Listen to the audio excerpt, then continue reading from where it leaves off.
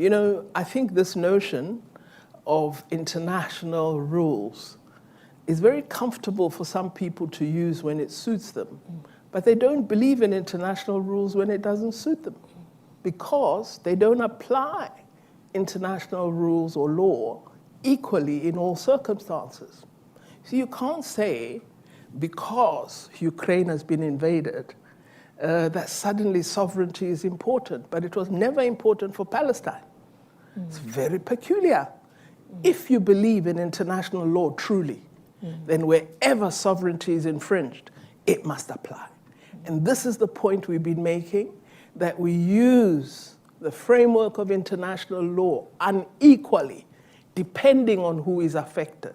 And we are arguing that that must change.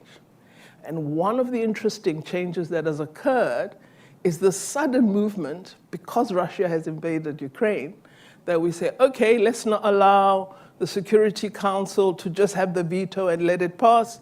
We take it to the General Assembly. When some of us had been calling for the General Assembly to have a greater say, we never enjoyed support. But suddenly today, see, that's where international law begins to mean nothing. Because for some, we see it as a cheating, and for others, we see it as a benefit. So our argument is, let's revise the international multilateral system to ensure that we observe that post-1948 has arrived. What is the revision that you're looking for? Well, it should be more representative, more democratic. If we retain the Security Council, regions that are not represented there must have a space. And I think the move for the General Assembly to have a greater say is an important one. And it should be for everybody, not one country. So already the signs are there. Let's really ensure that we make these changes, which several countries have been calling for many, many years.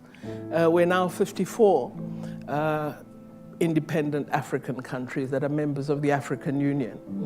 We have 3 rotating non-permanent members that are elected every few years to the Security Council. I mean, what is that? So I really think we've got to rethink the multilateral system, ensure it's more fair, more open, transparent, and democratic.